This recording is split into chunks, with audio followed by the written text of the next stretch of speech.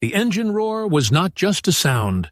It was a physical weight pressing against his chest.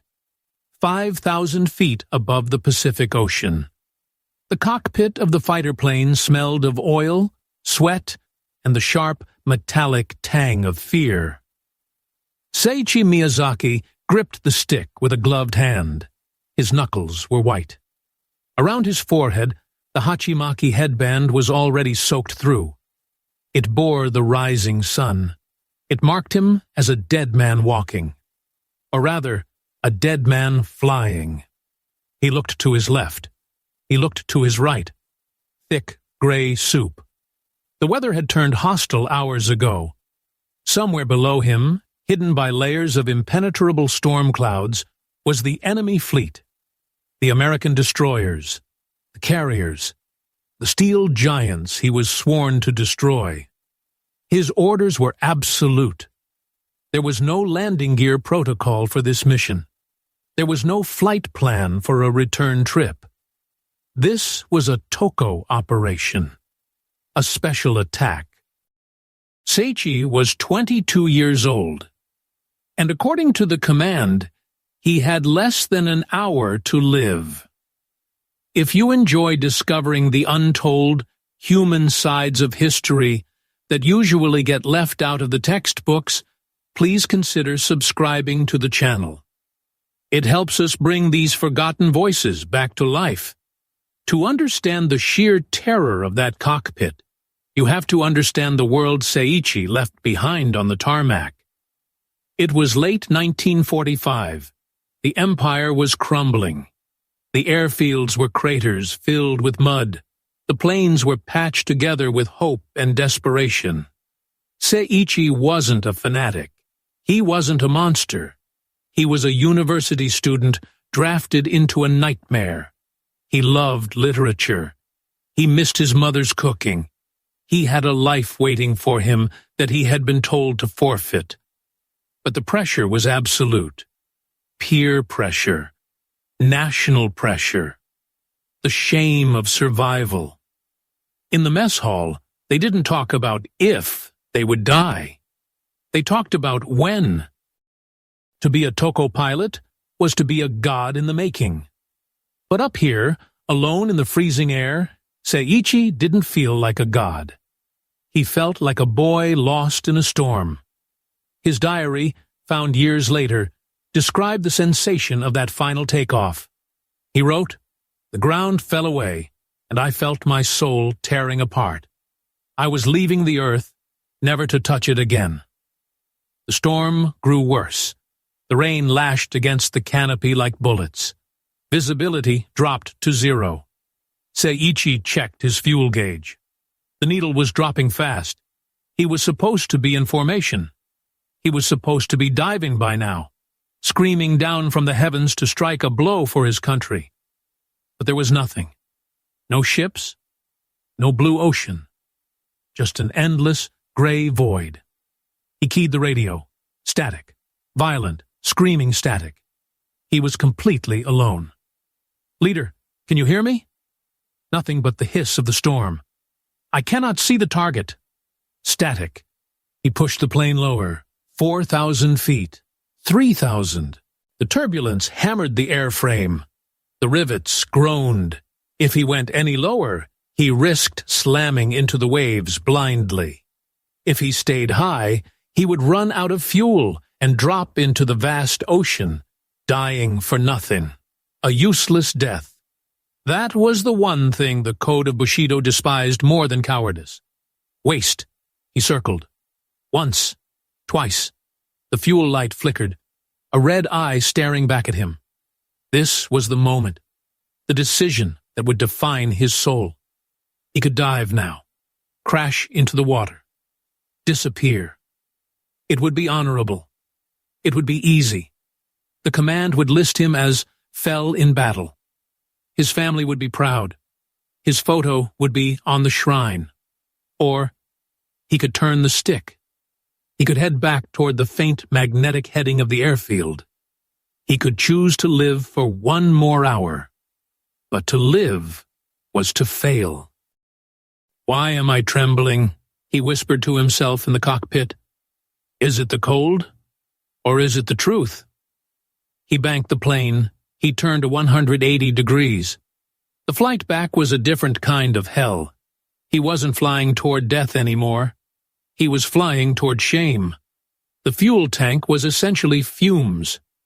The engine sputtered, coughed, then caught again. The coastline of Japan appeared through a break in the clouds like a gray scar. He shouldn't be seeing this. No Toko pilot was supposed to see the coastline again. He lowered the landing gear. The mechanical whine sounded like an accusation. Below, the airfield crew paused. They heard the engine. They looked up. They weren't expecting a plane. They were expecting silence. When Seiichi's wheels touched the muddy runway, it wasn't a triumph. It was a scandal. The plane taxied to a halt near the hangars. The propeller spun down to a stop. Silence returned, but it was a heavy, suffocating silence. Mechanics didn't run to cheer him. Officers didn't wave flags. They stood frozen, staring. Seiichi opened the canopy. The fresh air hit him. It smelled of rain and wet earth. It smelled of life. He climbed out, his legs shaking so hard he almost fell off the wing. An officer marched across the tarmac. His boots splashed in the puddles. His face was a mask of fury. This was the squadron commander. He stopped 3 feet from Seiichi. He didn't salute. You. The word hung in the air. I could not find the target, sir. The weather. The others found a way. I lost visual. My radio. You came back. The commander's hand rested on the hilt of his sword. For a second, Seiichi thought he would be cut down right there on the runway. Summary execution for cowardice. It wasn't uncommon. To return with a pristine plane was an insult to the spirits of the dead. Take him, the commander barked to the guards.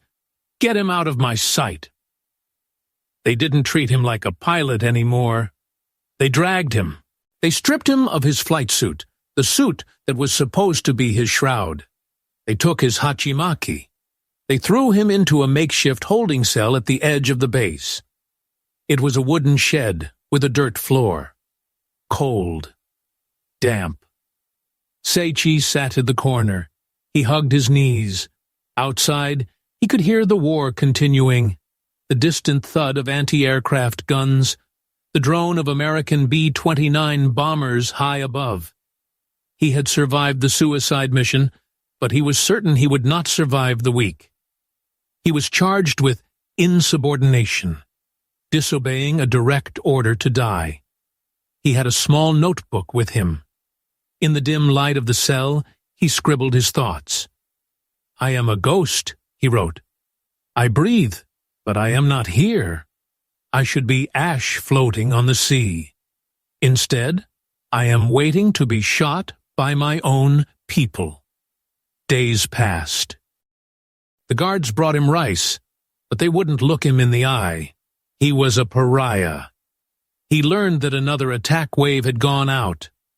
None returned. He imagined their faces. Friends. Boys he had shared sake with. They were gone. He was here. The guilt was heavier than the fear of execution. Then the bombing got closer. The walls of his cell shook. Dust rained down from the ceiling. The Americans were systematically destroying the infrastructure. The command structure was breaking down. His court-martial was delayed. Not because of mercy, but because of chaos. There were no officers left to judge him. They were too busy burning documents or preparing for the invasion. One night, the door to his cell opened. A guard stood there, silhouetted by the fires burning on the horizon. Miyazaki, up. Seiichi stood. This was it. The firing squad. Where are we going? Outside. Is it time? Just move. They walked him out into the night. But they didn't take him to a wall. They took him to a bunker. The atmosphere had changed. The anger was gone, replaced by a strange, hollow shock. Men were crying. Officers were sitting on the ground, heads in their hands. It was August 15th. A radio was playing. A voice, high and shaky, spoke through the static. It was a voice no common person had ever heard before. The Emperor. Seiichi listened. He couldn't understand all the formal court language, but he understood the tone. It was over. The war was over. Japan had surrendered. The guard looked at Seiichi. The rifle in his hand lowered. "You are lucky," the guard said. His voice was flat, empty. "You get to go home." Seiichi looked at his hands. They were still shaking. He wasn't going to be executed. The order to die had been cancelled by history itself. He walked out of the base gates 2 days later. He was a civilian again. The world was destroyed. Cities were ash, but the sky was blue. Seiichi Miyazaki spent the next few decades trying to make sense of his survival. He didn't hide his past, but he didn't boast about it. He became a living paradox, the man who failed to die. He wrote his memoirs not to excuse his actions, but to explain the madness of the era. He wanted people to know that behind the terrifying image of the kamikaze, there were just scared young men in broken machines. In his final years, he often spoke about that turn in the sky. "I chose life," he said in an interview. "In that moment, it was the hardest choice I ever made." According to official archives, hundreds of Toko pilots died in the final months of the war. Many crashed into the sea due to mechanical failure. Some were shot down before they ever saw a ship. Seiichi was one of the very few who looked into the abyss, turned his back on it, and lived to tell the truth. If you believe these stories of complex human survival are important, please subscribe. We dig through the archives to find the history that movies often forget. Seiichi passed away as an old man, surrounded by family. He died peacefully in a bed, not in a ball of fire. War demands death.